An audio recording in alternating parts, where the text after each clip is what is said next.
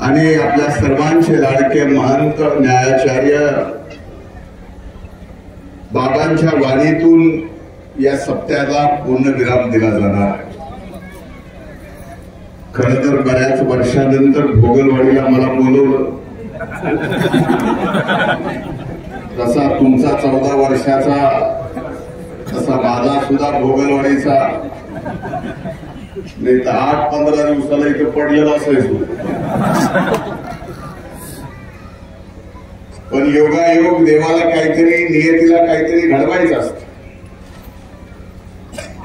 आणि ते घडवल्यानंतर नक्की त्यातूनच एक चांगली एखादी गोष्ट निर्माण होते. आज बाबा इथं आले. बाबांनी अनेक वर्षापासून जागेचा वाद बाबांच्या मंदिराचा काही क्षणात पूर्णत्वास नेला. हा वाद मिटला आणि अतिशय भव्य मंदिर उभं करण्याचा संकल्प गावकऱ्यांनी या ठिकाणी घेतलाय. या संकल्पात बाबा जे सांगतील, खारीचा म्हणला खारीचा, सिंहाचा म्हणला सिंहाचा, जे बाबा द्याल तुम्ही या ठिकाणी घ्यायला तयार.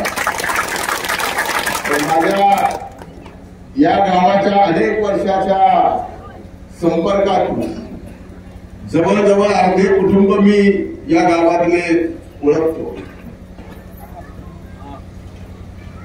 पहिलं गावाकडे इथं यायचो त्यावेळेस पत्राशिवाय दुसरं काही दिसायचं नाही. मी जर खोटं असेल तर मला खोटं म्हणा. पण एवढ्या सुंदर बंगले झाले भोगलवाडीला आल्यावर बाबा मला सुद्धा नवल वाटलं. परिस्थिती आता बदलली.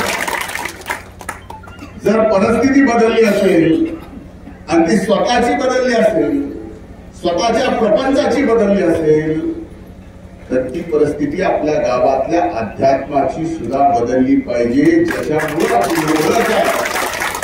त्याचं मंदिर आपल्या गावात नसणं हे तुमच्या माझ्यासाठी कुणासाठीही शोभणार नाही.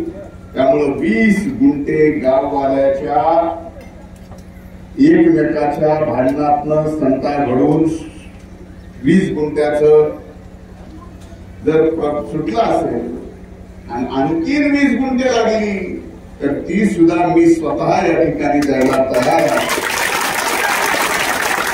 आणि एवढंच नाही, तुम्ही फक्त जागेच्या बाबतीत बघा, मुख्य गाभाऱ्याचं आणि शिखराचं गावकऱ्यांनी बघा. कळस मात्र आमच्या मायमाऊलीनं चढवायचं ठरवा.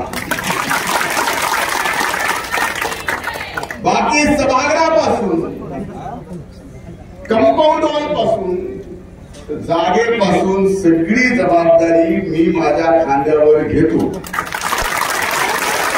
भोगलवाडीकरांचे खांदे काही कमजोर आहेत असं माझं म्हणणं नाही. मजबूत आहे, मला माहिती आहे. फार उघड बोलायचं नको, पण आपण सर्वजण उदार अंतःकरणाने या अध्यात्माच्या आपल्या बाबांच्या मंदिराचं विशाल असं मंदिर आपल्याला भोगलवाडीत निर्माण करण्याचा आदेश आज बाबांनी दिलेला आहे आणि ते 1 वर्षाच्या आत पूर्ण करायचा आहे. हे आपण सर्वांनी लक्षात ठेवा. मी असेल, पंकजाताई असतील, आम्ही सर्वजण कायम अविरतपणे आपल्या सेवेसाठी तत्पर आहोत आणि ती तत्परता आयुष्याच्या शेवटच्या श्वासापर्यंत आम्ही दाखवू. आमच्यातली खरी ऊर्जा, आमच्यातला तुमच्या प्रती काम करायचा जो सेवाभाव आहे, हा सेवाभावच या शक्तीपीठातून निर्माण होतो हे आपण सगळ्यांनी. म्हणून आज योगायोगानं भोगलवाडीला बऱ्याच वर्षाने जायचं म्हणलं आणि भोगलवाडीहून रिकाम्या हाताने निघून यायचं. बाबा तुम्हाला जमलं ना, मला जमलं. तुम्हाला शेवटी बाबांची मूर्ती द्यायची आलीच आणि अर्ध तर होईना, काहीतरी द्यायचं माझ्यावर. आता त्यामुळं हा जसा वाद जागेचा मिटला, आता गावातले पुढारी नीट समजून घ्या. मी हे पुढचं बोलतोय. जसे गावातल्या जागेचे तंटे मंदिरासाठी मिटले, तसे आपले आपले सुद्धा हात जोडून पाया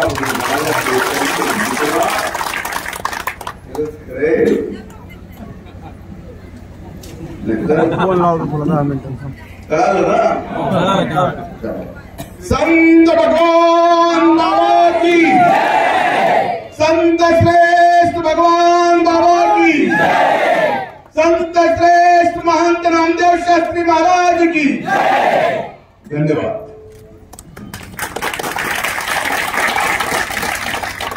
गावकऱ्यांनी सत्कार करा.